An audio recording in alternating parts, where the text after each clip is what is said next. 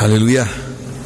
Mulai pertama saya mengucapkan salam sejahtera dalam nama Tuhan Yesus Kristus buat semua kita yang sudah datang pada malam hari ini. Semoga damai sejahtera Allah ada di tengah-tengah kita.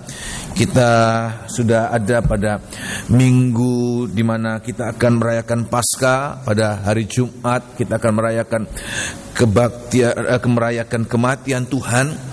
Dan hari Minggu kita akan merayakan Paskah, kebangkitan Tuhan.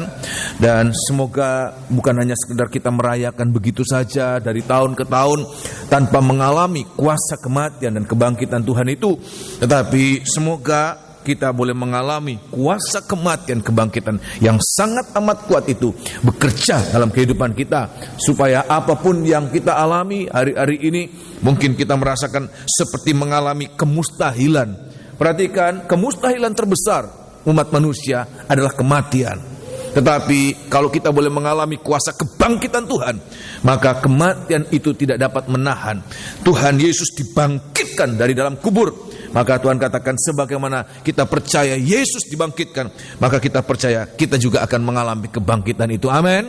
Apa yang menjadi kemustahilan kita, biar kuasa Allah bekerja dalam kehidupan kita. Ya. Nah, malam hari ini kita akan membaca, kita akan memeriksa firman Tuhan di dalam kitab Wahyu pasal yang kedua. Kita sedang memeriksa ini jemaat yang keempat, yaitu jemaat di Tiatira yang mengalami penyucian oleh firman Tuhan. Kita sudah mendengarkan dalam kitab Ibrani pasal 1 bahwa Ia menyucikan kita sampai sempurna. Nah, 7 jemaat ini berbicara tentang kita sekalian yang hidup pada zaman akhir ini. Setiap jemaat memiliki satu kekurangan, setiap jemaat memiliki satu ketidaksempurnaan. Dan dalam setiap jemaat Tuhan berbicara untuk menyempurnakan mereka, untuk menyucikan dan menyempurnakan mereka, ya. Nah, kita akan baca di dalam kitab Wahyu pasal yang kedua. Jemaat yang keempat itulah jemaat di Tiatira. Kita lihat seperti apa jemaat ini. Ayat yang ke-18, ayat yang ke-19 dan ayat yang sampai ayat yang ke-21. Tetapi saya akan memfokuskan, menitik beratkan pada ayat yang ke-20, ya. Malam hari ini saya akan berbicara banyak pada ayat yang ke-20.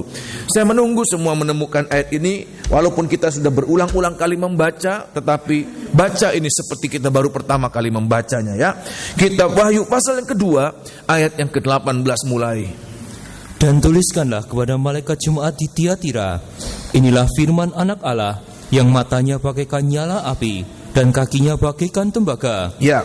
Aku tahu segala pekerjaanmu. Aku tahu segala pekerjaanmu, baik kasihmu maupun imanmu, ya, baik pelayananmu maupun ketekunanmu. Terus, aku tahu bahwa pekerjaanmu yang terakhir lebih banyak daripada yang pertama. Ya. Tetapi aku mencela engkau karena engkau membiarkan wanita Isabel yang menyebut dirinya nabiah mengajar dan menyesatkan hamba-hambaku supaya berbuat zina dan makan persembahan-persembahan berhala. Dan aku telah memberikan dia waktu untuk bertobat. Tetapi ia tidak mau bertobat dari zinahnya. Ya, terima kasih. Jadi kita lihat ini jemaat yang keempat di Asia adalah jemaat di Tiatira. Dan kalau kita lihat di sini kebaktian yang lalu kita sudah dengarkan, untuk jemaat di Tiatira Tuhan menampilkan diri sebagai anak Allah yang sedang berfirman dengan mata yang bagaikan nyala api. Itulah mata yang terang, sedemikian terang. Ayat yang selanjutnya mengatakan dia memeriksa, dia menyelidiki sampai hati batin, sehingga setiap manusia itu transparan di hadapan Tuhan. Kita tidak bisa bersembunyi di hadapan Tuhan, kita tidak bisa mengelak di hadapan Tuhan, sebab mata Tuhan yang begitu terang bagaikan urim itu menyorot sampai di dalam kedalaman hati batin kita.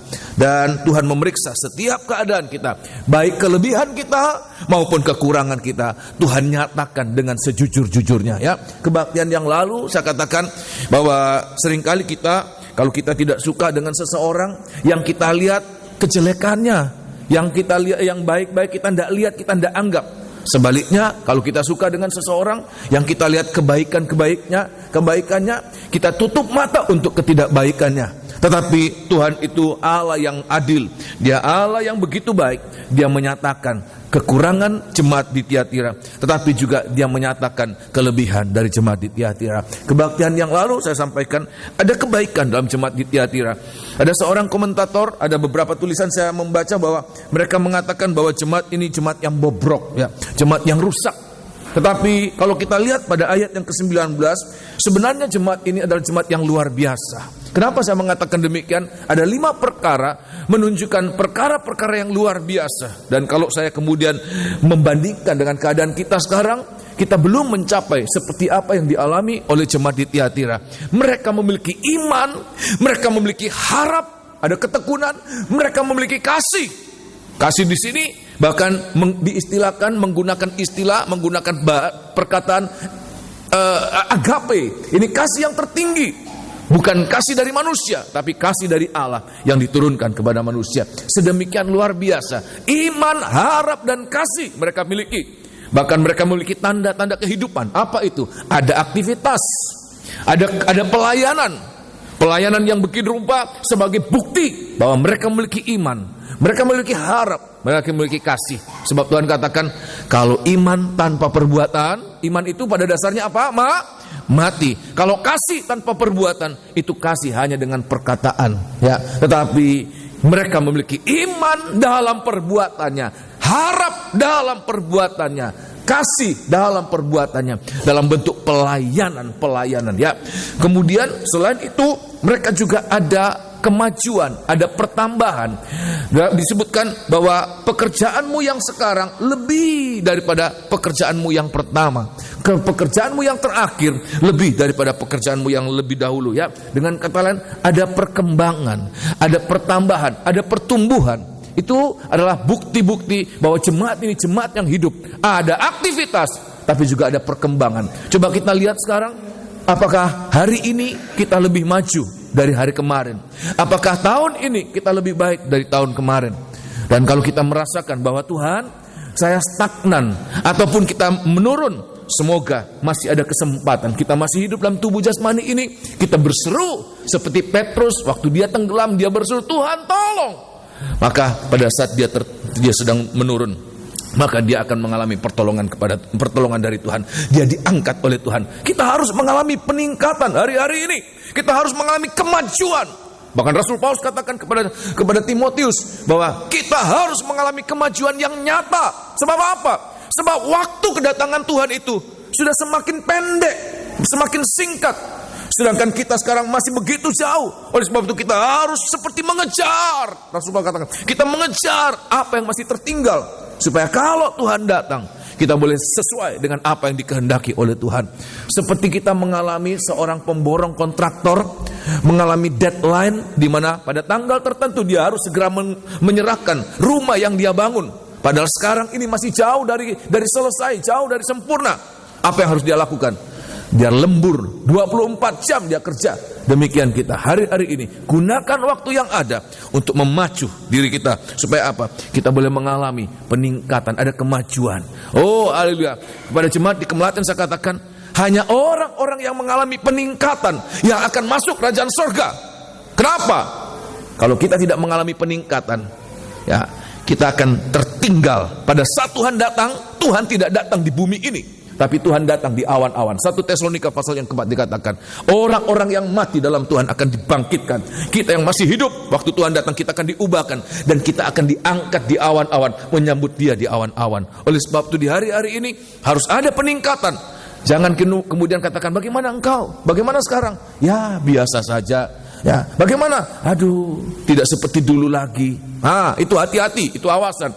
Kalau kita menyadari Tuhan tidak ada peningkatan, itu seperti kita melekat di tanah. Waktu Tuhan datang, yang tertinggal di tanah, yang terikat di tanah, di bumi ini, dia tidak akan mengalami pengangkatan, dia tidak akan mengalami dibawa ke dalam kerajaan surga. Tetapi kalau kita mengalami peningkatan setiap hari, seperti kita meningkat, ada peningkatan, ya, terangkat. Satu saat kita berada di awan-awan, berjumpa dengan Tuhan. So, mengalami demikian, amin. Jangan sebaliknya, diam, stagnan, apalagi kalau turun, terus turun. Ada satu tempat di mana bagi orang-orang yang tidak mengalami peningkatan, sebaliknya makin merosot. Dalam bahasa Yunani menggunakan istilah abusos. itulah lubang yang tidak terduga dalamnya. Kenapa? Bagi orang-orang yang tidak mengalami peningkatan, tapi makin hari makin merosot, makin merosot, makin merosot, makin merosot. Itulah abusos, itulah istilah dari api neraka. Oleh sebab itu di hari-hari ini harus kita alami. Jemaat Tiatira mengalami 5 perkara ini. Memiliki iman, pengharapan, dan kasih.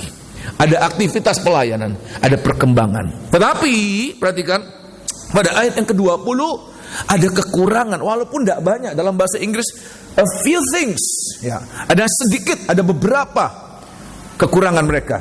Tolong baca pada ayat yang ke-20. Ayat yang ke-20. Tetapi aku mencela engkau karena engkau membiarkan wanita Isabel, Ya. yang menyebut dirinya nabiah, Perhatikan. mengajar dan menyesatkan hamba-hambaku, Ya. supaya berbuat zina dan makan persembahan-persembahan berhala. Ya, terima kasih. Dan ayat mengatakan, tetapi ada satu perkara yang nanti akan membuat 5 perkara-perkara yang istimewa dalam jemaat ini nanti seperti tidak ada artinya apa-apa. Mereka memiliki iman, pengharapan, dan kasih. Padahal iman, pengharapan, dan kasih Tuhan katakan ini tetap. Semua nanti akan berhenti, semua nanti tidak akan ada lagi. Tapi iman, harap, dan kasih itu tinggal tetap. Ini bukan berarti nanti jemaat ini tidak dapat ditolong dengan 3 perkara ini. Tetapi adanya perkara yang kedua, yaitu ayat yang ke-20, ini membuat apa yang ada pada mereka ini kemudian seperti lepas dari genggaman mereka. Oleh sebab itu Tuhan katakan pada ayat yang selanjutnya, Tuhan katakan, peganglah apa yang ada padamu sampai aku datang. Apa itu? Imanmu, pengharapanmu, kasihmu, pelayananmu, dan pertumbuhanmu, perkembanganmu.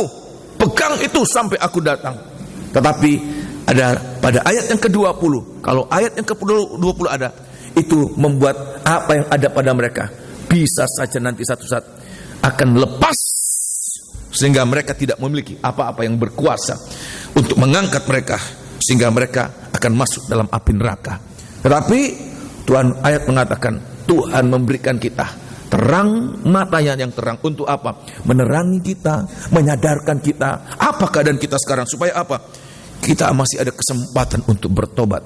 Kita masih ada kesempatan untuk berubah. Kita masih ada kesempatan untuk berbenah diri. Lebih baik Tuhan nyatakan keadaan kita sekarang, daripada kita pikir kita baik, kita tidak ada apa-apa yang kurang. Tetapi satu saat di hadapan tahta pengadilan Tuhan, baru dinyatakan, baru kita sadar, Tuhan, kenapa tidak dulu-dulu Engkau nyatakan buat saya? Kenapa tidak nyatakan masih ada kesempatan dulu untuk berubah? Kenapa sekarang? Tidak ada kesempatan. Tapi Allah itu Allah yang baik, selalu memberikan kesempatan bertobat. Bahkan bagi Isabel ini sekalipun Tuhan memberikan kesempatan. Apalagi kalau kita dengan hati nurani yang murni, kita tidak menyadari kekurangan kita, Tuhan pasti akan memberikan kita kesempatan untuk mengalami keobahan. Amin. Nah, kita lihat di sini 2 perkara apa yang menjadi kekurangan mereka. Pada ayat yang ke-20 kita baca sekali lagi. Saya akan lebih fokus pada bagian ini, ya. Ayat yang ke-20, tolong baca. Ayat yang ke-20, adanya ini sebab mereka membiarkan, mereka toleran, mereka kompromi dengan hal-hal yang tidak berkenan kepada Tuhan, ya. Dan adanya hal ini membuat apa yang mereka punya ini akan lepas, sehingga mereka tidak mengalami apa-apa, seperti mereka tidak pernah mengalami 5 perkara ini dalam hidup mereka, ya. Ayat yang ke-20, perhatikan. Tetapi aku mencela engkau, Ya. karena engkau membiarkan wanita Isabel, yang menyebut dirinya nabiah, Ya. mengajar dan menyesatkan hamba-hambaku, Ya. supaya berbuat zina dan makan persembahan-persembahan berhala. Terima kasih. Pada ayat yang ke-20, seolah-olah ada seorang pribadi disebutkan wanita Isabel. Perhatikan, wanita Isabel yang disebutkan pada ayat yang ke-20 ini bukan nama dari wanita ini, tetapi penyebutan wanita Isabel ini suatu julukan. Kenapa? Sebab karakternya sama persis dengan Isabel pada zaman kitab raja-raja, ya.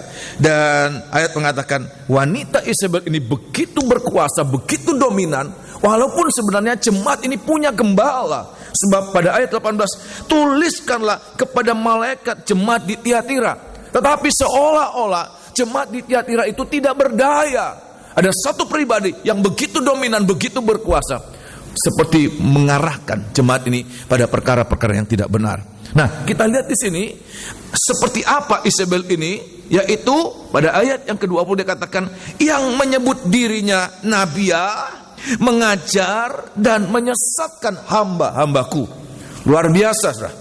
Hamba Tuhan yang punya firman, punya Roh Kudus, punya roh ma'rifat, bisa membedakan mana yang baik, mana yang tidak baik.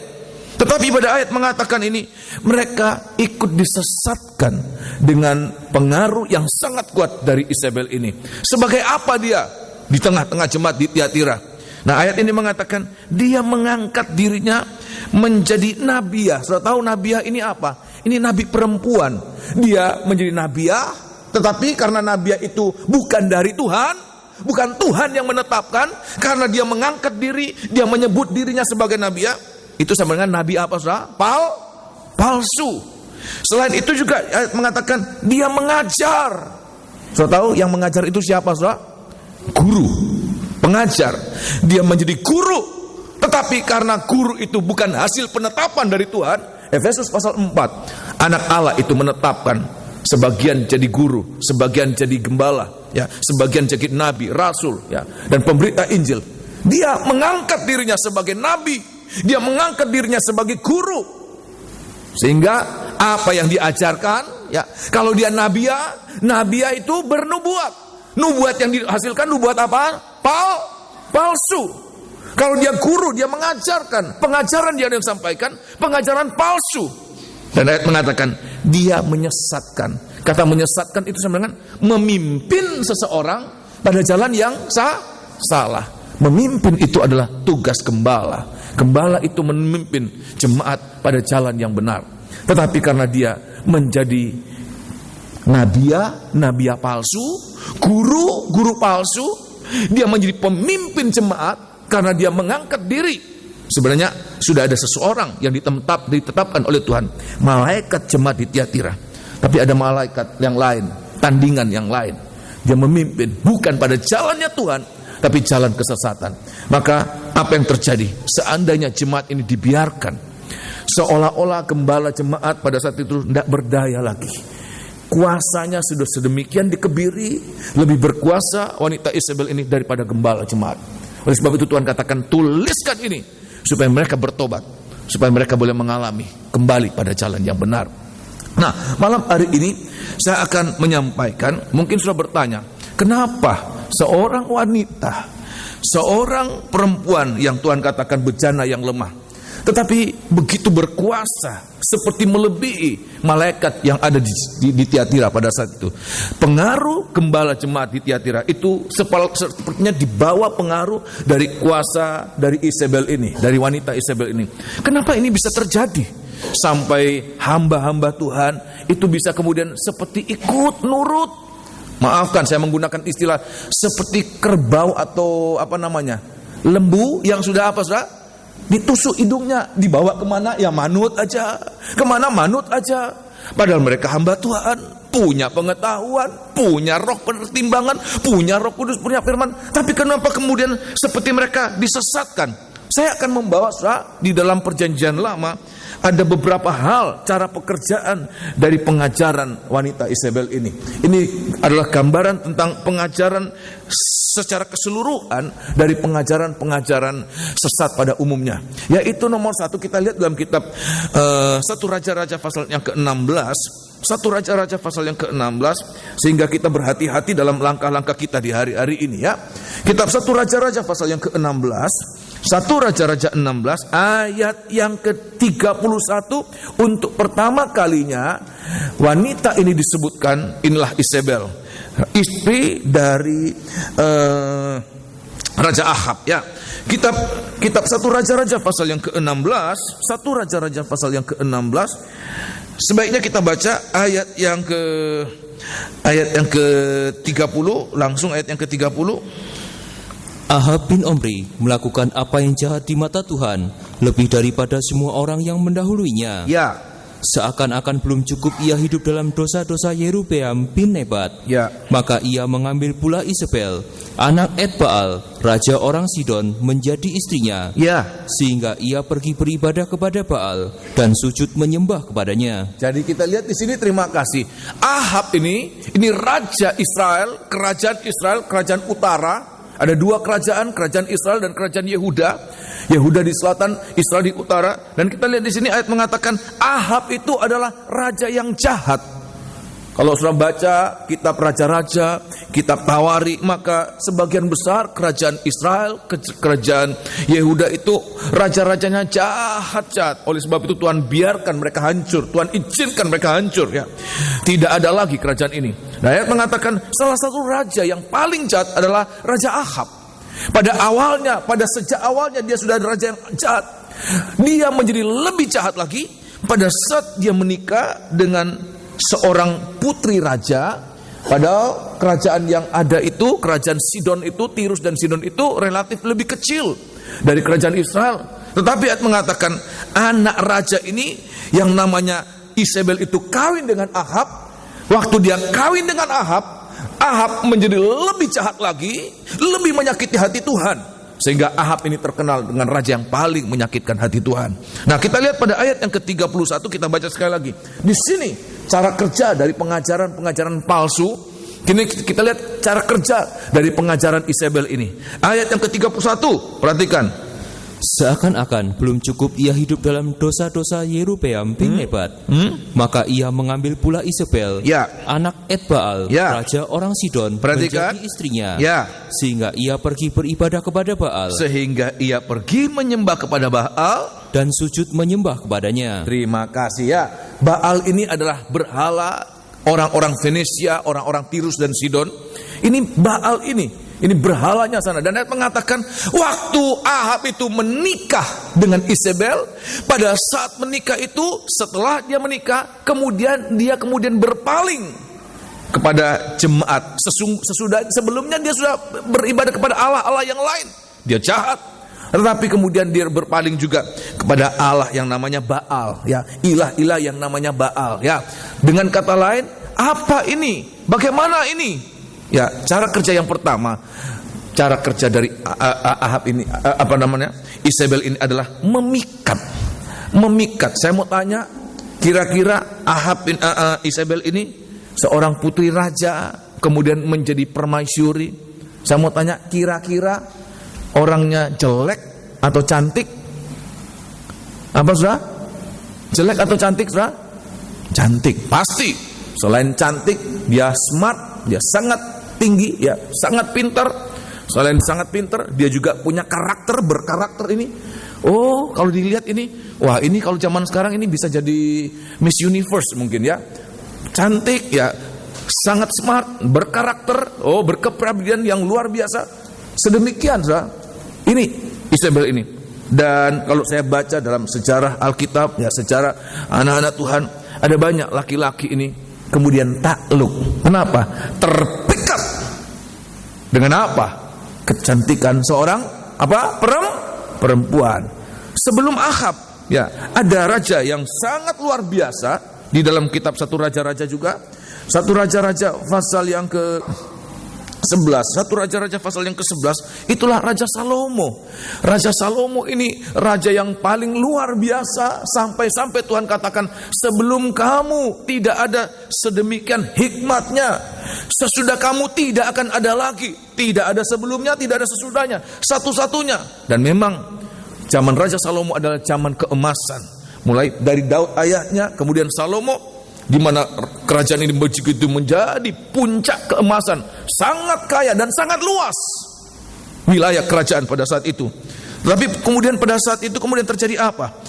Pada ayat yang mengatakan Salomo itu dia memiliki 1000 orang istri, termasuk gundi, ya, belum terhitung darah-darah, sedemikian. Dan pasti ini istri-istri yang cantik-cantik, yang begitu memikat. Dan ayat mengatakan Salomo itu dicondongkan, terpikat hatinya, ya. Walaupun dalam kitab 1 Raja-Raja pasal yang ke-16 tadi tidak disebutkan secara huruf, ya, tetapi dari situ saya bisa meyakini bahwa Raja Ahab sangat terpikat dengan kecantikan, dengan kepandaian, dengan kepribadian dari Ratu Isabel ini, sehingga apapun yang diomongkan, apapun yang diminta, ikut. Ayo dong menyembah, walaupun dia tidak memaksa pada saat itu. Ayo dong menyembah Allahku, Allah Baal. Ayo, katanya Ahab, ayo, saya juga mau. Sudah terpikat. Orang kalau sudah terpikat, apapun yang dikatakan ikut. Seperti apa, saudara? Lembu yang sudah ditusuk hidungnya. Walaupun lembu itu kuat, saudara, lembu itu kuat, tapi kalau dia sudah ditusuk hidungnya, walaupun yang membawa hanya seorang wanita yang lemah dibandingkan dengan perempuan, dengan laki-laki, tetapi lembu itu tidak berdaya. Kemanapun, ke berhala oke, ke neraka oke. Sedemikian Ahab sudah terpikat. Ya, tolong baca ya. Kitab 1 Raja-Raja pasal yang ke-11. 1 Raja-Raja pasal yang ke-11 ayat yang sudah bisa baca pada ayat yang ke-1 ya.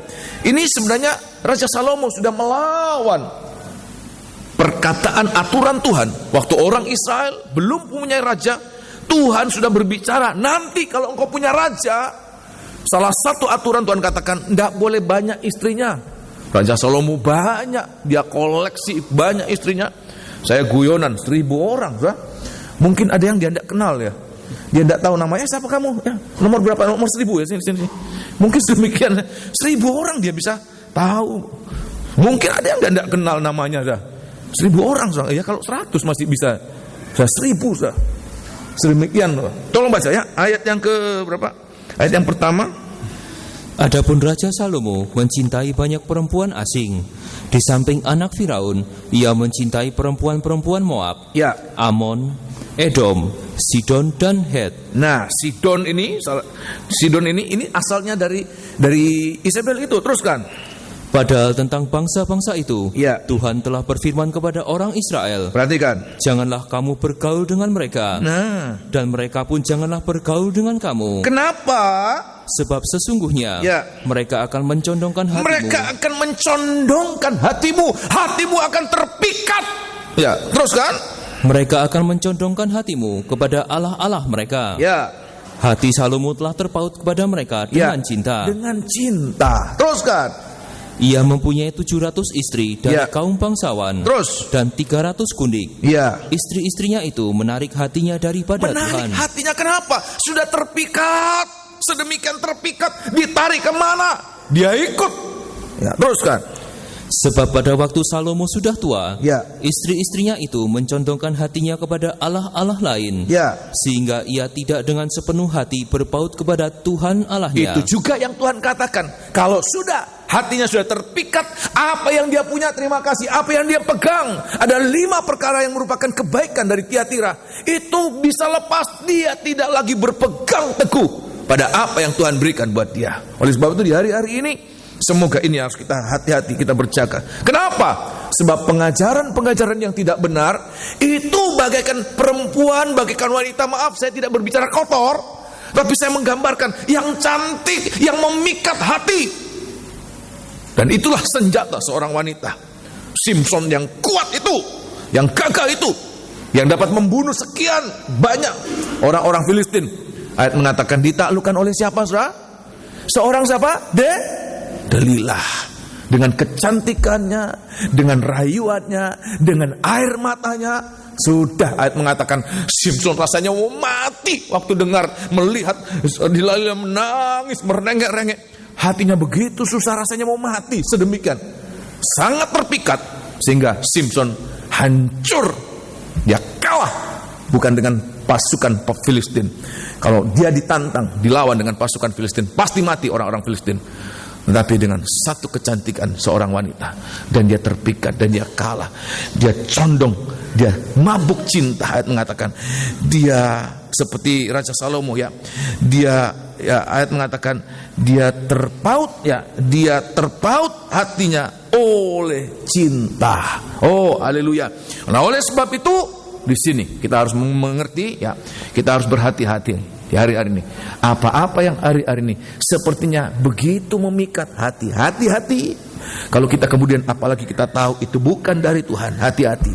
Jangan dipandang, jangan didengarkan, jangan. Sebab apa? Kalau kita kemudian memberi diri untuk dipikat, perhatikan, maka walaupun kita tadinya kuat, walaupun kita tadinya punya pendirian, walaupun tadinya kita apa? Ayat mengatakan kita nanti tidak berdaya. Kalau sudah terpikat, Salomo dengan hikmatnya tidak berdaya, Samson dengan kekuatannya tidak berdaya. Apalagi Ahab yang jelas-jelas sudah jahat, ya, dipikat oleh Isabel, dia tidak berdaya. Dia dibawa lebih dalam, lebih dalam, lebih dalam, dalam kejatuhan. Seperti dia masuk dalam sarang dari iblis itu, dia masuk dalam perangkap dari iblis, dan dia tidak berdaya. Oleh sebab itu di hari-hari ini kita harus menyadari ini. Jangan memberi diri untuk dipikat. Nah, di dalam suratan perjanjian baru, suratan 2 Petrus, Rasul Petrus kemudian mengatakan demikian, ya. Suratan 2 Petrus, pengajaran-pengajaran yang tidak benar, perhatikan, yang bukan dari Allah, yang sama sekali tidak berdasarkan Alkitab, ya, firman Allah. Perhatikan, itu tampaknya begitu memikat, begitu atraktif, sangat menarik hati. Tolong baca, ya. Suratan 2 Petrus. Kitab 2 Petrus pasal yang kedua. Suratan 2 Petrus pasal yang kedua. Perhatikan ini. 2 Petrus pasal yang kedua, ayat yang pertama. Ayat sudah mengatakan Rasul Petrus 2000 tahun sudah menuliskan untuk zaman kita sekarang. Dan itu sudah terjadi. Ya, ayat yang kedua. Oleh sebab itu kita harus buka mata di hari-hari ini. Kita harus melek. Jangan kemudian hanya sekedar ramai di sana, sana. Memikat, memang memikat sekali. Rasul Petrus mengatakan demikian. Apa? Sebagaimana nabi-nabi palsu dahulu, ya, tampil di tengah-tengah umat Allah. Inilah pekerjaan dari pengajaran-pengajaran yang tidak benar. Nabi-nabi palsu. Dalam hal ini Isabel ini nabiah palsu, guru palsu, pemimpin palsu. Sebab apa? Dia menyesatkan, memimpin pada jalan yang sesat. Ini menyesatkan, ya. Teruskan. Saya ulangi. Sebagaimana nabi-nabi palsu dahulu tampil di tengah-tengah umat Allah, ya, demikian pula di antara kamu akan ada guru-guru palsu. Ya. Mereka akan memasukkan pengajaran-pengajaran sesat yang membinasakan. Yang membinasakan.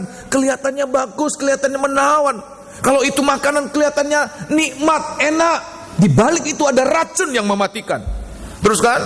Bahkan mereka akan menyangkal penguasa, ya, yang telah menebus mereka, ya. Dan dengan jalan demikian segera mendatangkan kebinasaan atas diri mereka. Walaupun sepertinya berbahaya sekali, tetapi pada ayat yang kedua, ya, tampaknya kalau kita baca pada ayat yang satu seperti virus yang mematikan, mengerikan, mendatangkan kebinasaan. Tetapi pada ayat yang kedua kita lihat ini seperti gadis yang cantik, seperti makanan yang enak, sedemikian memikat. Ya, ayat yang kedua perhatikan. Banyak orang akan mengikuti cara hidup mereka yang dikuasai hawa nafsu. Sangat enak, sangat atraktif, begitu bagus kelihatannya. Ayat mengatakan banyak orang akan mengikuti cara hidup mereka yang dikuasai hawa nafsu, ya. Dan karena mereka jalan kebenaran akan dihujat. Terima kasih. Terus ayat yang ketiga, ya. Dan karena serakahnya, ya, guru-guru palsu itu akan berusaha mencari untung dari kamu dengan cerita-cerita isapan jempol mereka. Tetapi untuk perbuatan mereka itu, ya, hukuman telah lama tersedia dan kebinasaan tidak akan tertunda. Kalau kita lihat hari-hari ini di Indonesia saja, itu terjadi di luar sana, di agama lain, itu bukan berarti di kalangan Kristen tidak terjadi. Ini sangat terjadi. Hari-hari ini mengatakan sudah terjadi. Bukan hanya di luar, sampai dalam kita di negeri kita ini. Oleh sebab itu kita harus berhati-hati. Ayat mengatakan mereka begitu, ayat mengatakan banyak orang mengikuti cara hidup mereka. Sebab apa? Begitu enak mendapatkan keuntungan, maafkan. Tidak perlu kemudian harus menjaga moralitas mereka dengan pelayanan yang begitu saja mendatangkan keuangan yang begitu banyak berlimpah. Sedemikian bisa terkenal, bisa apa? Luar biasa. Hidup sangat nikmat secara jasmani. Tetapi kemudian Rasul Paulus mengatakan apa? Dalam kitab Filipi pasal yang ketiga. Oh, haleluya. Ini Rasul Petrus mengatakan. Rasul Paulus berbicara tentang apa buat mereka ini, ya? Kitab Filipi pasal yang ketiga sambil nangis. Kenapa? Sebab Rasul Paulus mengatakan kami melayani dengan luar biasa, kami melayani sungguh-sungguh, tetapi mereka, ya, melayani begitu Ya, tetapi secara jasmani mereka begitu melimpah, begitu mendapatkan keuntungan buat mereka. Dan banyak orang itu mengikuti cara hidup mereka, ya. Banyak orang itu terpikat dengan cara hidup demikian. Ayat yang ke-17, perhatikan. Ayat yang ke-17. Saudara-saudara, ikutilah teladanku, Ya. dan perhatikanlah mereka yang hidup sama seperti kami yang menjadi teladanmu. Perhatikan. Karena seperti yang telah kerap kali kukatakan kepadamu, Ya. dan yang kunyatakan pula sekarang sambil menangis, Kenapa? banyak orang yang hidup sebagai seteru salib Kristus. Ngakunya sebagai hamba Tuhan, ngakunya pengabar firman Allah, ngakunya anak Tuhan, bicara firman luar biasa di luar kepala. Tapi ayat mengatakan cara hidup mereka itu menjadi musuh salib Kristus. Kenapa? Tidak sesuai dengan firman Allah. Terus kan? Kesudahan mereka ialah kebinasaan. Ya, Tuhan mereka ialah Tuhan perut mereka adalah perut mereka ini. Terus kan? Kemuliaan mereka ialah aib mereka. Ya. Pikiran mereka semata-mata tertuju kepada perkara duniawi. Terima kasih. Oleh sebab itu di hari-hari ini harus kita hati-hati. Jangan hanya melihat meriah. Ayat mengatakan tanpa disadari itu adalah suatu perangkap memang. Kalau perangkap itu sesuatu yang jelek, tidak ada yang mau terperangkap, tidak ada yang mau terperangkap, tidak ada. Perangkap itu kelihatannya bagus, ya menarik perhatian, ya begitu bagus, begitu indah. Tetapi di dalamnya ada sesuatu yang sifatnya tidak baik. Ada niat-niat yang tidak baik untuk memperdaya, untuk memeras, untuk menghancurkan, bahkan untuk membinasakan. Ya, oleh sebab itu Rasul Paulus kemudian dalam satu ayat yang lain, kitab Kolose pasal yang kedua, walaupun sepertinya ibadah itu sepertinya begitu baik, begitu indah, Rasul Paulus katakan itu tidak ada gunanya apa-apa selain untuk apa? Memuaskan hidup apa? Manusiawi. Peraturan-peraturan itu begitu indah, tata laksana ibadahnya begitu sepertinya baik. Kenapa? Menyenangkan manusia daging ini, menyenangkan manusia duniawi ini. Siapa tidak mau, ya, begitu meriah, begitu apa? Apalagi ditambahi dengan iming-iming pemberian. Ya, tetapi Rasul Paulus katakan itu ibadah demikian tidak ada gunanya apa-apa, tidak membawa hidup itu lebih baik, tetapi pada jalan yang tidak baik. Ya, kita suratan Kolose pasal yang kedua. Kitab Kolose pasal yang kedua.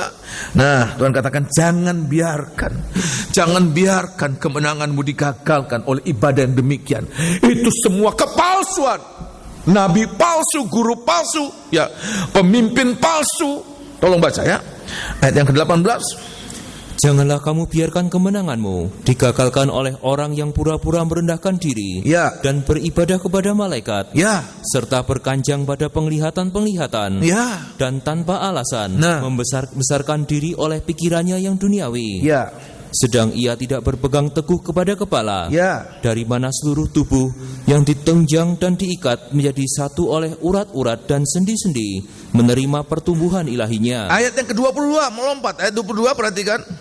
Semuanya itu hanya mengenai barang yang binasa oleh Ya. pemakaian, Ya. dan hanya menurut perintah-perintah dan ajaran-ajaran manusia. Ajaran-ajaran manusia, bukan ajaran dari Allah. Ajaran manusia, ajaran sesat. Ayat yang ke-23 perhatikan. Peraturan-peraturan ini, Peraturan itu, pengajaran itu, ibadah itu, walaupun nampaknya penuh hikmat, ya, dengan sangat logis, sangat menyenangkan, sangat menguntungkan. Terus kan? Begitu memikat. Terus kan? dengan ibadah buatan sendiri, Ya. seperti merendahkan diri, Ya. menyiksa diri, tidak ada gunanya selain untuk memuaskan hidup duniawi. Terima kasih. Rasul Paulus katakan tidak ada gunanya apa-apa, hanya untuk menyenangkan manusia duniawi ini, manusia daging kita ini. Oleh sebab itu di hari-hari ini Tuhan katakan jangan memberi diri untuk disesatkan, jangan memberi diri untuk disesatkan oleh apapun juga. Pada saat perhatikan kita melihat hal-hal yang sepertinya meriah, hal-hal sepertinya enak, Tuhan katakan ingat mereka itu melawan salib Kristus. Oleh sebab itu apa yang harus kita alami di hari ini untuk supaya kita jangan terpikat, ya, Rasul Paulus katakan pandang salib Kristus. Kalau kita melihat betapa semaraknya, betapa baiknya, betapa hebatnya, ya, betapa menyenangkannya, Tuhan katakan ingat itu tidak ada gunanya apa-apa. Cuma senang-senang sementara, cuma senang-senang di dunia ini, tapi kemudian berakhir dengan kematian. Sebab mereka seteru salib Kristus. Oleh sebab itu bagi kita di hari-hari ini, supaya kita tidak terpikat dengan kecantikan, dengan kemolekan pengajaran-pengajaran tidak baik ini, bagaikan wanita Isabel ini, apa yang harus kita alami di hari-hari ini? Pandang salib Kristus. Pandang salib Kristus. Walaupun tampaknya kitab Yesaya mengatakan begitu buruk, bertolak belakang sama sekali dengan penampilan Isabel. Yesus Kristus di atas kayu salib. Yesaya mengatakan tidak ada orang yang mau lihat. Buat kami pun kita tutup mata. Sebab apa? Begitu buruk. Tetapi kemudian Rasul Paulus katakan apa? Di dalam Yesus yang tersalib itu, kitab 1 Korintus pasal 1, ada kuasa, ada hikmat Tuhan, membuat kita dapat berpikir ilahi. Di saat semua orang mengiyakan benar, menguntungkan, mengenakan, siapa tidak mau, saudara? Sesuatu yang menguntungkan, sesuatu yang menyenangkan, siapa tidak mau? Semua orang mau, kalau dia berpikir manusia duniawi ini. Tapi Rasul Paulus katakan, kita memiliki pikiran Kristus, ya. Pikiran Kristus, kita tidak mencari kesenangan dan keuntungan manusiawi, tetapi kita mencari keuntungan Allah, ya. Nah, kita lihat 1 Korintus, dan di situ kita bisa berpikir pikiran Allah. Kita bisa melihat dengan jelas itu sesuatu yang tidak benar dan kita tidak mau mengikuti. Kenapa? Logika rohani kita tidak kemudian akan membenarkan itu, ya. Logika rohani tidak membenarkan. Logika jasmani sangat menyenangkan, sangat menyetujui itu. Menguntungkan, menyenangkan. Tapi logika rohani mengatakan tidak, itu pengajaran palsu. Itu membawa pada kematian, ya. Kitab 1 Korintus pasal yang pertama, suratan 1 Korintus pasal yang pertama, ayat yang ke-18 sangat bertolak belakang. Di satu pihak penampilan Isabel begitu cantik, begitu cerdik, cerdas, dan sangat berkarakter. Bukan wanita murahan, saudara. Nah, ini bukan murahan, begitu berkarakter. Tapi di pihak lain, Yesus di atas kayu salib begitu buruk rupanya, sehingga Yesaya mengatakan, siapa mau percaya? Rasul Paulus katakan, siapa mau dengar? Seperti jualan ini jualan tidak laku. Bro, kalau sekarang, zaman sekarang masih memberitakan tentang salib, tidak laku, bro. Ini zaman hidup materialistis, tidak laku, tidak ada orang mau, bro. Lihat itu sana, ya, masih baru, lihat itu sana. Kalau bro jualan itu seperti orang jualan, ya, memberitakan itu tidak laku. Rasul Paulus, saya juga mengatakan, Tuhan, siapa mau percaya pada pemberitaan kami? Ayat yang ke-18, tolong baca. Sebab pemberitaan tentang salib memang adalah kebodohan, ya. Sebab pemberitaan tentang salib memang adalah kebodohan bagi mereka yang akan binasa. Ya. Tetapi bagi kita yang diselamatkan, ya, pemberitaan itu adalah kekuatan Allah. Ya. Ayat yang ke-21 perhatikan. Ayat yang 22, langsung ayat 22. Orang-orang Yahudi menghendaki tanda, ya, dan orang-orang Yunani mencari hikmat. Perhatikan. Tetapi kami memberitakan Kristus yang disalibkan. Kami memberitakan Kristus yang disalibkan, yang begitu buruk. Yesaya pasal 53 sudah bisa baca. Begitu buruk, tidak ada orang mau lihat. Kita pun orang yang hina ini tutup mata, tidak masuk hitungan melihat itu. Tapi ayat mengatakan justru di situ kesembuhan kita, justru di situ pertolongan kita, justru di situ tuntunan kita untuk jalan yang benar. Teruskan. Untuk orang-orang Yahudi suatu batu sandungan, ya, dan untuk orang-orang bukan Yahudi suatu kebodohan. Tetapi ayat yang ke-24 perhatikan. Tetapi untuk mereka yang dipanggil, ya, baik orang Yahudi maupun orang bukan Yahudi, perhatikan, Kristus yang tersalib, Kristus adalah kekuatan Allah, adalah kekuatan Allah dan hikmat Allah. Sehingga betapapun cantiknya penampilan pengajaran-pengajaran yang tidak benar, lewat guru-guru palsu, lewat nabi-nabi palsu, lewat pemimpin-pemimpin palsu, gembala-gembala palsu, ayat mengatakan itu tidak akan menarik bagi setiap orang yang apa? Pandangannya, perhatiannya memandang salib Kristus. Walaupun itu begitu buruk, tapi Tuhan memberikan dia hikmat dari surga. Tuhan memberikan dia kekuatan dari surga, ya. Anak-anak muda, terutama anak-anak muda ini sangat suka ini yang demikian. Oleh sebab itu di hari ini kita berdoa banyak buat anak-anak muda hari-hari ini. Ya, jangan pikir, ikut Tuhan bro, sekarang giat melayani. melayani tetapi demi keuntungan seseorang. Sebab ayat mengatakan mereka mengisap, ya, lewat cerita-cerita isapan jempol, menarik keuntungan dari kamu. Oleh sebab itu di hari-hari ini kita berdoa. Ada banyak generasi muda itu begitu gampang. Sebab apa? Sesuai dengan selera kaum muda, senang, menguntungkan. Ya, tapi bagi kita di hari ini, kita hidup bukan hanya di bumi ini. Kita hidup tidak terbatas di bumi ini. Kita hidup selamanya. Sebab kita akan beralih dalam alam roh pada saat Tuhan datang kembali. Dan kemana kita berada? Rasul Paulus katakan kalau kita hidup, kita melayani, kita beribadah, kita cuma senang selama di bumi ini, kita orang yang paling malang. Tapi kita mencapai kerajaan surga. Bukan di neraka, di surga. Jalannya apa? Tidak ada jalan lain untuk mencapai surga. Kecuali apa, saudara? Apa, saudara? Salib. Bukan keenakan, kesenangan, keuntungan daging, tapi salib. Satu-satunya jalan. Satu-satunya jalan. Seandainya manusia bisa buat jalan untuk masuk surga, Anak Allah itu tidak harus disalibkan untuk kita. Tidak harus. Manusia bisa buat jalan sendiri. Dan Tuhan tidak perlu mengorbankan anaknya. Allah tidak perlu mengorbankan anak-anaknya. Tapi karena manusia tidak ada kemampuan, Dia harus membuat jembatan. Apa jembatan itu? Yesus itu harus disalib untuk menjadi jalan buat kita masuk dalam kerajaan surga. Jadi kita lihat ini, jangan terpikat. Siapa yang bisa terpikat? Orang-orang yang hari-hari ini tidak memandang salib Kristus. Kalau kita tidak memandang salib Kristus, perhatikan. Kalau kita tidak memandang salib Kristus, pasti siapa? Saya pun. Ya, kalau saya tidak memandang salib Kristus, siapa tidak mau dikasih keuntungan, dikasih kesenangan? Siapa tidak mau? Mau. Tapi tanpa dia sadari, seperti kerbau itu, seperti sapi itu, sudah ditusuk hidungnya, dibawa ke pejagalan, dibawa ke penyembelihan. Tanpa dia tahu, dia sedang mengalami kebinasaan. Oleh sebab itu di hari-hari ini, pandang salib Kristus. So, percaya demikian, amin? Walaupun sepertinya, kamu ketinggalan zaman. Tidak ada orang percaya, tidak ada orang mau mendengar, tidak ada. Tapi Rasul Paulus tetap berteriak, Nabi Yesaya tetap berteriak, Kristus yang tersalib, itulah jalan keselamatan kita, amin?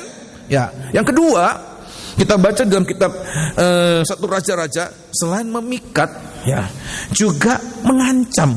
Kalau memikat tidak mempan, dipikat, tidak mempan, tidak terpikat, diancam. Nah, di dalam kitab 1 Raja-Raja pasal yang ke-19, ya, yang dipikat itu Ahab, suaminya. Sedangkan yang diancam siapa, saudara? Elia, ya. Kemudian satu saat, sudah bisa baca di rumah, ya, terjadi tarung, duel antara nabi-nabi Baal, nabi-nabi Asyera dengan Nabi Elia seorang diri. Mereka ada kurang lebih 450 orang nabi Baal, 400 nabi dari Asyera, ya. Kemudian tarung. Ayo kita duel di sini.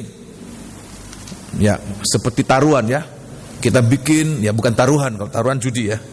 Kita bikin persembahan. Nanti kalau persembahanmu teriak nabimu, ya, teriak Allahmu, ya. Kalau Allahmu itu kemudian melahap semuanya itu, berarti dialah Tuhan. Tapi kalau Tuhanku, maka orang Israel harus berbalik. Nah, kemudian yang terjadi apa? Sampai satu saat persembahan dari nabi-nabi Baal itu enggak dibakar api, enggak ada api.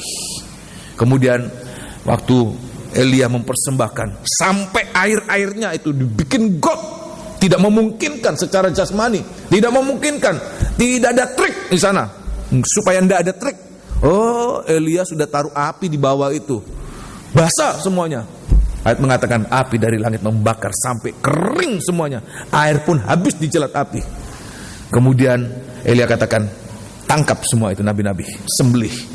Ya, waktu kemudian pulang di rumah, Ahab ini cerita, itu Elia bunuh habis itu nabi-nabi. Apa? Marah. Ya, tolong baca pasal yang ke-18, ya.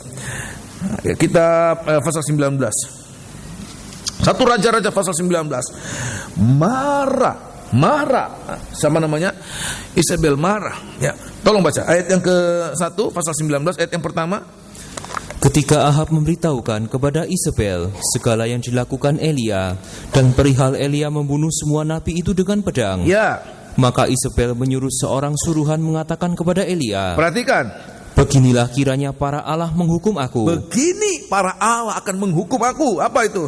bahkan lebih lagi daripada itu. Ya, Jika besok kira-kira pada waktu ini, Ya. aku tidak membuat nyawamu sama seperti nyawa salah seorang dari mereka itu, ya, maka takutlah ia, lalu bangkit dan pergi menyelamatkan nyawanya. ya, Dan setelah sampai ke Berseba, Ya. yang termasuk wilayah Yehuda, ia meninggalkan bujangnya di sana. dan seterusnya dan seterusnya. Jadi kita lihat di sini, ya, kita lihat di sini bagaimana seorang nabi yang begitu luar biasa. Nabi Elia ini penuh dengan mujizat, mendatangkan api dari langit. Elia ini luar biasa. Tapi waktu dia kemudian berhadapan dengan seorang perempuan yang sangat berkarakter, ini ayat mengatakan Elia ini kemudian diancam kalau begitu besok dia mengangkat diri seperti Tuhan. Dia menentukan mati hidupnya seseorang besok. Kira-kira seperti hari ini engkau akan sama seperti nabi-nabiku yang engkau bunuh itu. Waktu Elia mendengarkan itu dia takut. Kenapa? Ada ancaman. Jadi kita lihat ini pekerjaan dari nabi-nabi palsu, pekerjaan-pekerjaan yang tidak benar. Kalau dipikat tidak terpikat, dia pakai cara lain, cara halus, tidak mempan, cara kasar, lewat ancaman. Kamu tidak mau, kamu harus mati. Kamu tidak mau, kamu kehilangan pekerjaan. Aku tidak mau sama kamu.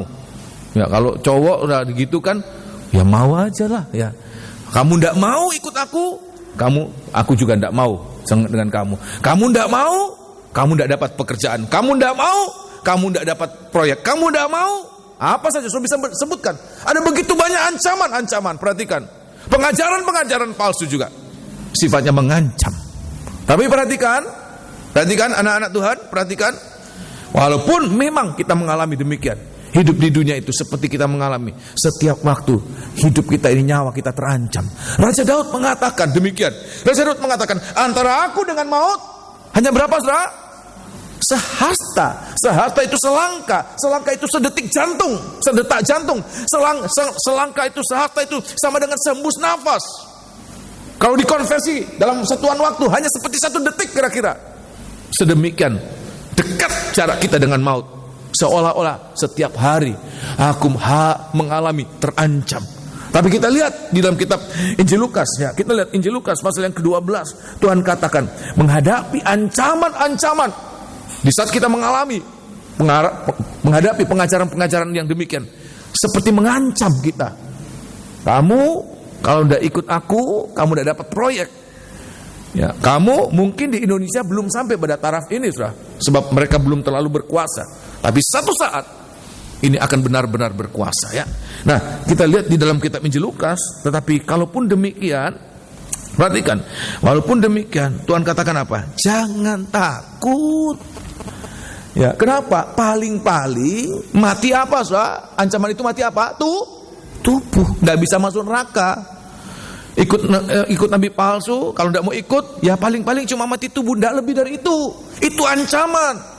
Ya, Injil Lukas pasal 12. Kita sudah dengarkan beberapa kebaktian yang lalu, ya. Saya sampaikan pada bagian ini dalam konteks yang lain. Nah, kita Lukas pasal 12 ayat yang keempat dan ayat yang kelima, kita harus mengerti ini. Pada saat kita mengalami ancaman, mungkin kita tidak dapat proyek lagi, mungkin tidak dapat pekerjaan, mungkin tidak dapat apa yang enak-enak, yang bukannya enak, yang kita butuhkan. Bahkan untuk kebutuhan primer kita, seperti kita diblokir, kita diembargo mungkin. Ya, ayat mengatakan nanti kita akan dikucilkan. Satu ayat mengatakan dikucilkan. Ya, tidak bisa apa-apa. Sebab apa? Kita mau benar, tidak bisa berbuat apa-apa. Kerja tidak bisa, bergaul tidak bisa, dikucilkan. Ayat mengatakan. Tapi kita lihat, perhatikan. Ayat yang keempat, perhatikan. Aku berkata kepadamu, hai sahabat-sahabatku, janganlah kamu takut terhadap mereka yang dapat membunuh tubuh. Dapat membunuh tubuh, ini ancaman. Ya, terus kan? Dan kemudian tidak dapat berbuat apa-apa lagi. Tidak dapat berbuat apa-apa lagi, hanya sampai paling banter membunuh tubuh, tetapi tidak bisa membuat seseorang itu dijebloskan dalam api neraka. Terus kan?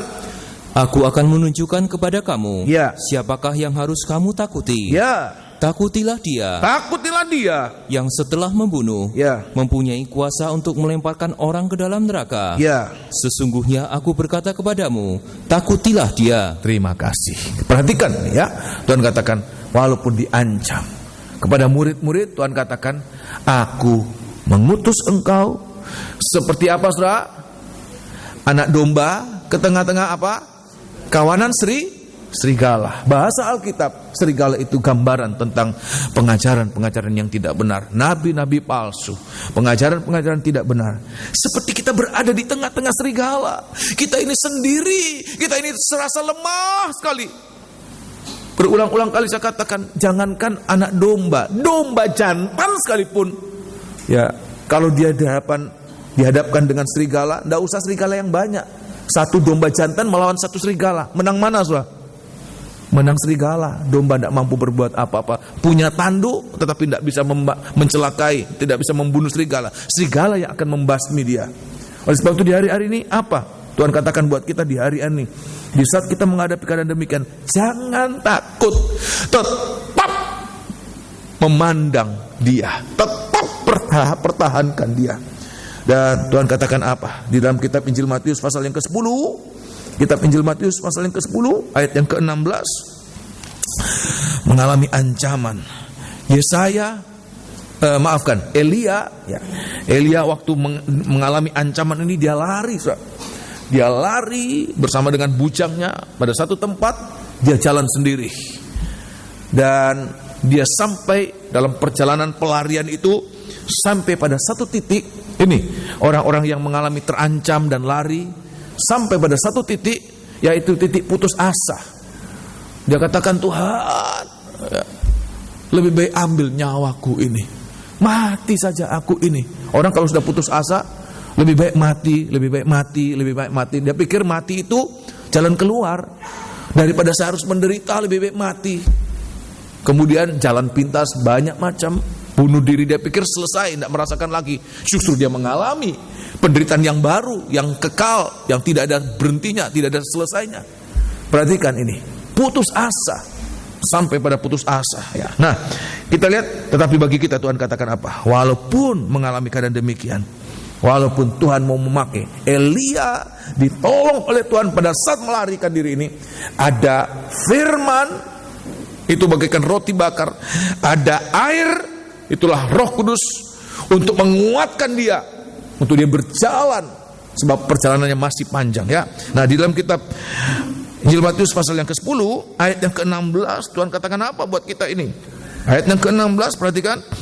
Lihat, aku mengutus kamu seperti domba ke tengah-tengah serigala. Perhatikan. Sebab itu hendaklah kamu cerdik seperti ular. Cerdik seperti ular dan tulus seperti merpati. Terima kasih. Tuhan katakan kita harus cerdik seperti ular, tulus seperti merpati. Jangan dipisah, saudara ya. Ini Tuhan katakan cerdik seperti ular, tapi tulus seperti merpati. Kalau cerdik hanya seperti ular, merpatinya tidak ada, ini cerdik yang jahat, saudara. Kalau ular tanpa merpati ini jahat. Tapi kalau merpati tidak cerdik, saudara, baik tapi tidak cerdik, tidak cerdas, tidak berhikmat, saudara. Jadi korban, dipatok terus ya. Cuma jadi merpati ya, dibunuh ya, mati konyol, sia-sia. Sebab itu Tuhan katakan kita harus berhikmat, tapi kita harus dengan hati nurani yang bersih. Sedemikian Tuhan katakan, menghadapi demikian hati nurani kita dengan bersih, ya bersih seperti merpati. Seperti merpati, Roh Kudus menguasai kita. Tapi juga kita harus berhikmat. Hikmat dari mana? Firman. Itulah roti, itulah air yang menguatkan menguatkan Elia dalam berjalan walaupun mengalami kejaran, ancaman dari Isabel. Tapi ada kekuatan. Dia tidak takut lagi. Tapi dia berkobar-kobar. Sebab apa? Dia ditentukan, dia dibela oleh Tuhan. Oleh sebab itu di hari-hari ini, firman Allah itu yang kita terima hari-hari ini, biar firman Allah itu menjadi hikmat kita. Hikmat kita. Kita tidak menggunakan hikmat sendiri, tapi hikmat firman Allah. Kita merasakan ada kuasa Roh Kudus memberikan kita hati nurani yang murni, sehingga kita berpikir dengan hikmat, tapi berperasaan dengan perasaan Roh Kudus. yang begitu tulus, bukan untuk merugikan orang lain, tetapi untuk kepentingan orang lain juga, ya. Nah, Tuhan katakan kita harus seperti ular, seperti merpati ini. Jangan, walaupun nanti kita menghadapi ancaman-ancaman, tolong baca ayat yang ke-17, ya. Sedemikian kita menghadapi, ya. Nanti mungkin sekarang belum, tapi saya tidak tahu. Tuhan sudah menubuatkan, tidak tahu. Saya tidak tahu ini berapa puluh tahun lagi, apa berapa tahun lagi, tapi Alkitab sudah menubuatkan itu pasti akan terjadi. Ya, ayat yang ke-17 perhatikan. Tetapi waspadalah terhadap semua orang, karena ada yang akan menyerahkan kamu kepada majelis agama, dan mereka akan menyesah kamu di rumah ibadatnya. Ya. Dan karena aku, kamu akan digiring ke muka penguasa-penguasa. Ya, ada ibadah, tapi Tuhan katakan ibadah yang menghasilkan penyesatan, ibadah yang menghasilkan siksaan, ibadah yang menghasilkan pembunuhan. Tuhan katakan itu ibadah-ibadah sesat. Ya. Terus kan? Dan karena aku, kamu akan digiring ke muka penguasa-penguasa dan raja-raja, ya, sebagai suatu kesaksian bagi mereka dan bagi orang-orang yang tidak mengenal Allah. Ya. Apabila mereka menyerahkan kamu, perhatikan, janganlah kamu khawatir. Jangan khawatir, walaupun kita secara manusia kita harus khawatir, sebab mengalami ancaman. Siapa tidak khawatir, sudah? Negara yang kuat, superpower sekalipun, kalau ditelepon, Pak, ini di blok ini, gedung ini ada bom, jam sekian akan meledak. Khawatir, takut, benar tidak benar. Kalau ada ancaman, ya takut dulu, terus baru. Ya. Setiap ancaman menghasilkan ketakutan. Kalau itu dibiarkan, menghasilkan keputusasaan. Ya. Kalau itu dibiarkan, kalau tidak mendapatkan pertolongan Tuhan, takut, putus asa, melakukan perbuatan apa? Konyol, bodoh. Ya. Terus, apabila mereka menyerahkan kamu, ya, janganlah kamu khawatir akan bagaimana, ya, dan akan apa yang harus kamu katakan. Perhatikan, karena semuanya itu akan dikaruniakan kepadamu pada saat itu juga. 20. Karena bukan kamu yang berkata-kata, karena bukan kamu yang berkata-kata, melainkan Roh Bapamu. Itu Roh Kudus bagaikan merpati. Ya, teruskan. Dia yang akan berkata-kata di dalam kamu. Terima kasih. Oleh sebab itu di hari-hari ini firman yang kita dengarkan, Roh Kudus yang kita terima, itu nanti akan menjadi pendamping kita, menyertai kita di saat kita merasakan, Tuhan, saya seorang diri. Waktu Elia mengalami ketakutan, dia katakan, Tuhan, aku seorang diri, aku seorang diri. Ya, semua sudah dibunuh, aku tinggal aku sendiri. Tuhan katakan tidak, masih ada 7.000 orang yang tidak menyembah Baal, tidak mencium Baal itu. Ya, oleh sebab itu di hari-hari ini harus kita mengerti. Firman Roh Kudus itu menyertai kita. Tidak cukup kita hanya catat, tetapi bagaimana firman itu menjadi kekuatan kita, menjadi penghiburan kita di hari-hari ini. Sudah bisa mengerti demikian, amin? Ya, pada saat kita mengalami ketakutan, ada ancaman-ancaman, terus terang dalam segala perkara itu bisa mengancam kesehatan, sakit, penyakit, kekurangan, pekerjaan, semua itu seperti mengancam. Tapi perhatikan, di mana firman yang kita dengarkan selama ini? Di mana Roh Kudus yang kita terima sekian lama ini? Biar kita boleh mengalami dua perkara ini, seperti firman dan Roh Kudus itu menyertai kita untuk walaupun kita mengalami ada ancaman dalam setiap langkah kita, tapi selalu ada pertolongan dari Tuhan, tuntunan yang benar. Amin.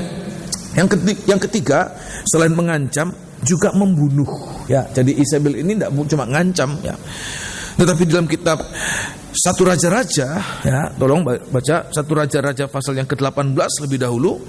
1 Raja-Raja pasal 18, dia juga membunuh, ya. 1 Raja-Raja pasal 18 ayat yang ke-13, ya.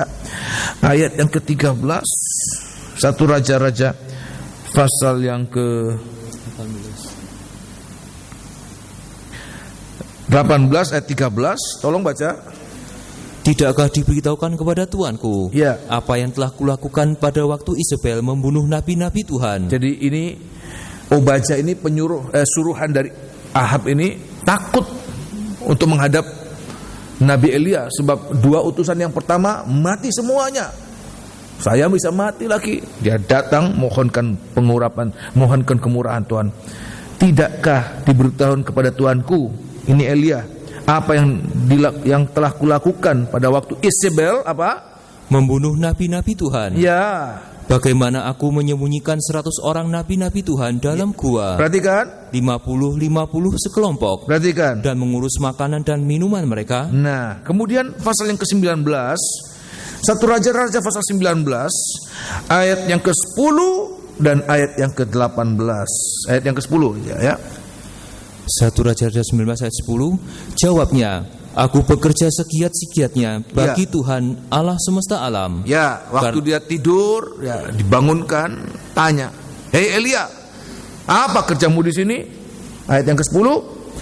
Jawabnya, Ya. aku bekerja segiat-giatnya bagi Tuhan Allah semesta alam. Terus, Karena orang Israel meninggalkan perjanjianmu, meruntuhkan mezbah-mezbahmu, ya, dan membunuh nabi-nabimu dengan pedang. membunuh nabi-nabi.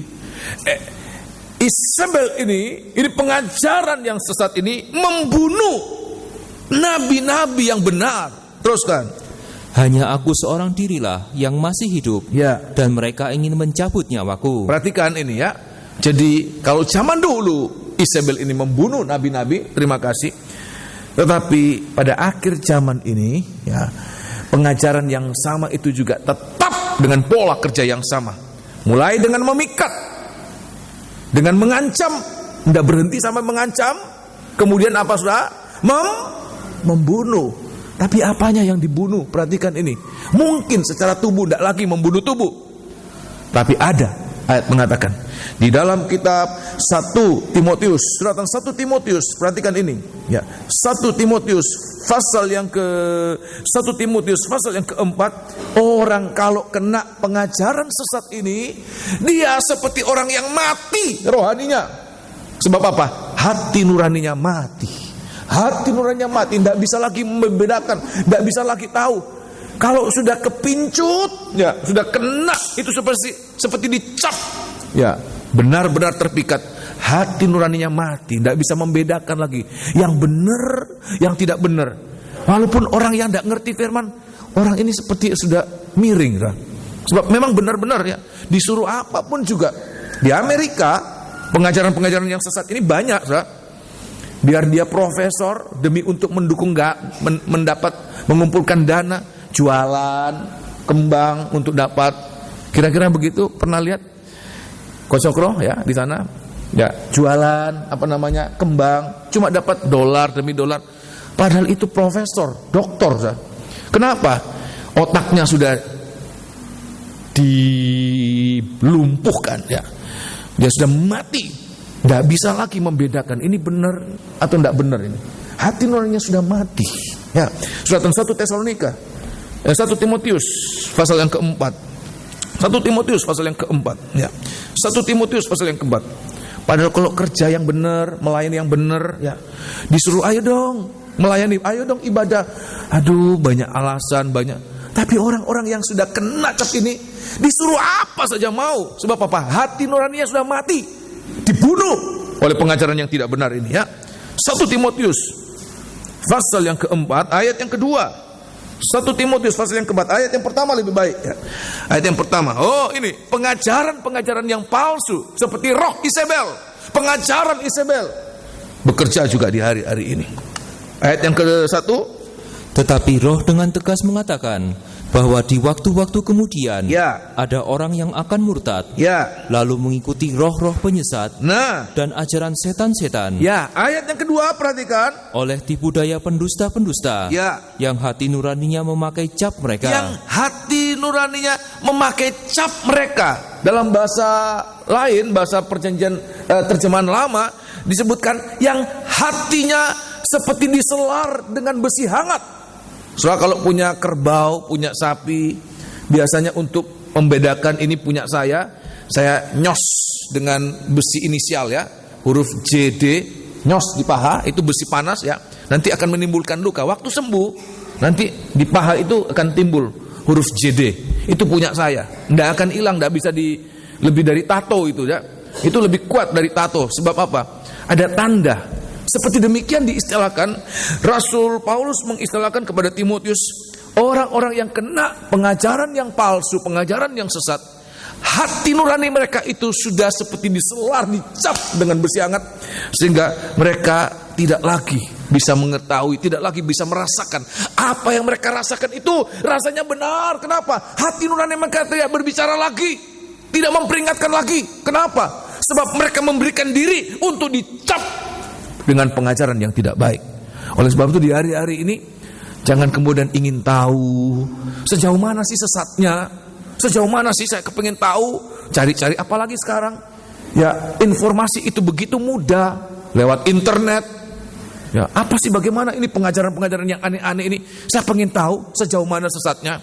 Perhatikan, pada awalnya engkau bisa mengatakan, enggak bener. Tapi karena terlalu sering, seperti terlalu sering kena besi hangat itu, tanpa dia sadari menimbulkan bekas. Kalau bukan Tuhan, kalau bukan kemurahan Tuhan, ada terlalu sedikit orang yang bisa kemudian kembali pada jalan yang benar. Kalau orang sudah disesatkan, terlalu sedikit orang yang bisa kembali pada jalan yang benar. Oleh sebab itu jangan main-main dengan pengajaran sesat. Itu meninggalkan bekas yang begitu dalam, sampai di dalam hati nurani. Ayat mengatakan hatinya memakai cap, hati nurani mereka. Tolong baca ayat yang kedua. Sedemikian dalam, itu sampai mati hati nurani, tidak berbicara. Oh, haleluya. Perhatikan ini, sangat berbahaya. Ayat yang kedua, perhatikan. Oleh tipu daya pendusta-pendusta yang hati nuraninya memakai cap mereka. Ya, terus mereka itu melarang orang kawin, ya, melarang orang makan makanan yang diciptakan Allah. Ini praktek-praktek yang ada itu. Terus kan, supaya dengan pengucapan syukur ya, dimakan oleh orang yang percaya, ya, dan yang telah mengenal kebenaran. Terima kasih. Jadi kita lihat di sini, ini pengajaran yang tidak, bukan permainan, bukan sesuatu yang bisa dientengkan. Kita harus sangat hati-hati. Sebab apa? Dia bisa memikat, mengancam, tetapi juga membunuh. Satu ayat lagi, 2 Timotius pasal yang kedua, 2 Timotius pasal yang kedua, ayat yang ke-14. 2 Timotius pasal yang kedua, ayat yang ke-14. Oh, haleluya. Perhatikan ini ya. Oleh sebab itu, hati-hati. Rasul Paulus katakan demikian ya. Ayat yang ke-14, 2 Timotius 2 ayat 14. Ingatkanlah dan pesankanlah semuanya itu dengan sungguh-sungguh kepada mereka di hadapan Allah, agar jangan mereka bersilat kata, karena hal itu sama sekali tidak berguna, malah mengacaukan orang yang mendengarnya. Ada debat, ada apa namanya itu? Apa namanya? Ya, semacam itu, diskusi katanya ya. Awalnya diskusi, lama-lama jadi berdebat, lama-lama jadi silat kata. Rasul Paulus katakan, sia-sia, buat apa buang-buang waktu? Percuma, jangan libatkan diri, jangan libatkan diri. Tidak usah libatkan diri. Sekali lagi, ingatkan sungguh-sungguh. Di hadapan Allah, nggak main-main. Rasul Paulus katakan, di hadapan Allah, aku berpesan kepadamu. Ingatkanlah dan pesankanlah semuanya itu dengan sungguh-sungguh kepada mereka di hadapan Allah, agar jangan mereka bersilat kata. Bersilat kata, karena hal itu sama sekali tidak berguna. Nggak ada gunanya. Nggak ada gunanya. Kalau menang dapat apa, saudara? Apa dapat medali, dapat piala, dapat hadiah, dapat uang apa? Nggak dapat apa-apa. Terus kan? Karena hal itu sama sekali tidak berguna, malah mengacaukan orang yang mendengarnya. Malah mengacaukan telinga, melihat malu. Saya kalau melihat ini malu. Terus ayat yang ke-15, perhatikan. Usahakanlah supaya engkau layak di hadapan Allah, sebagai seorang pekerja yang tidak usah malu. Perhatikan, yang berterus terang memberitakan perkataan kebenaran itu. Ya, sebaliknya kita terus memberitakan perkataan yang benar. Kalau orang tidak mau dengar, orang membantah, hindari. Kita bukan orang-orang yang berdebat, tidak ada berdebat. Roh Kudus bukan roh yang berbantah-bantah. Oleh sebab itu Rasul Paulus katakan hindari, nyatakan kebenaran, nyatakan kebenaran, nyatakan kebenaran. Kalau tidak mau terima, alihkan. Tuhan juga mengutus 12 murid, Tuhan mengutus yang lain-lain. Kalau tidak mau terima, kebaskan kakimu, pergi, tinggalkan rumah itu. Ya, sampai engkau diterima, tinggal di situ. Nah, langsung pada ayat yang ke-16, perhatikan. Tetapi hindarilah omongan yang kosong dan yang tak suci, yang hanya menambah kefasikan. Nah, mulainya forum, mulainya diskusi, makin panas, berdebat, silat kata, kemudian sampai omongan-omongan yang kotor keluar semua. Kalau sudah panas, tidak bisa mengekang diri, ya, tidak bisa kontrol diri, omongan yang kotor. Yang orang-orang dunia tidak katakan itu hamba Tuhan yang berdebat, anak Tuhan yang berdebat, omongkan itu, di mana seluruh dunia bisa lihat. Ya, teruskan. Perkataan mereka menjalar seperti penyakit kanker. Nah, di antara mereka termasuk Himeneus dan Filetus. Terima kasih. Tuhan katakan itu perkataan-perkataan yang tidak benar, pengajaran-pengajaran tidak benar. Dia menjalar, diistilahkan seperti selar besi hangat yang kalau kena cap itu tidak bisa hilang. Dia menjalar begitu kuat, cepat seperti penyakit kanker, menjalarnya cepat dan mematikan. Oleh sebab itu di hari-hari ini Tuhan katakan hindari. Rasul Paulus menasihatkan hindari, jangan terlibat di dalamnya, hindari, ya, hindari. Sebab kalau kita tidak mau dibunuh hati nurani kita, ya, Hawa itu dia terlibat diskusi, dia terlibat tukar pikiran, dia terlibat sampai kemudian pada awalnya debat dengan ular. Tapi manusia bukan lawan tanding dari ular. Manusia bukan lawan tanding dari setan. Sepandai-pandainya manusia tidak lebih pandai dari setan. Sebab setan itu adalah malaikat Tuhan pada awalnya. Selain itu dia mendapatkan hikmat khusus. Dia mendapatkan kemuliaan dari Tuhan. Dan hikmatnya tidak dicabut. Walaupun dia sudah menjadi setan. Tuhan biarkan itu. Dan itu dia pakai untuk memperdaya manusia. Sehingga kalau kita kemudian mau berdebat, pada awalnya sempat membantah, lama-lama manut seperti Hawa, menimbulkan keinginan, menimbulkan rasa ingin tahu itu. Pada awalnya membantah, tapi lama-lama dia katakan, oh iya, malah dia menyalahkan Tuhan. Suatu saat pada awalnya dia katakan tidak boleh makan. Oh, tidak apa-apa, kamu makan tidak apa-apa, kamu tidak mati. Malah kamu jadi pinter, kamu bisa membedakan mana yang baik, mana yang tidak baik. Lama-lama dia menyalahkan Tuhan. Oh, jadi selama ini kita tidak boleh makan buah pengetahuan baik dan jahat, supaya kita tidak sama dengan Tuhan. Dia menyalahkan Tuhan. Untung ada iblis baik. Menyalahkan Tuhan, membenarkan siapa? Logikanya sudah diputar balik oleh iblis. Oleh sebab itu di hari-hari ini jangan. Rasul Paulus katakan hindari, tinggalkan, tetap beritakan perkataan yang benar. Ya, jadi kita lihat ada tiga perkataan, ya: memikat, mengancam, membunuh, dan yang keempat malam hari ini. Saya batasi sampai 4 saja, ya. Malam hari ini yang keempat, merampas. Bukan Ahab, sama namanya Isabel. Kemudian apa yang dilakukan Isabel? Dia merampas. Kitab 1 Raja-Raja pasal yang ke-21, ya. 1 Raja-Raja pasal 21 malam hari ini saya batasi sampai pada bagian ini, ya. Pasal 21 sudah bisa baca di rumah. Ini cerita tentang bagaimana, ya, Ahab itu kepingin tanahnya, kebunnya orang tetangga yang namanya siapa, saudara? Anak guru sekolah minggu apa? Nabot. Nah, tolong baca ayat yang ini yang saya akan sampaikan, ya.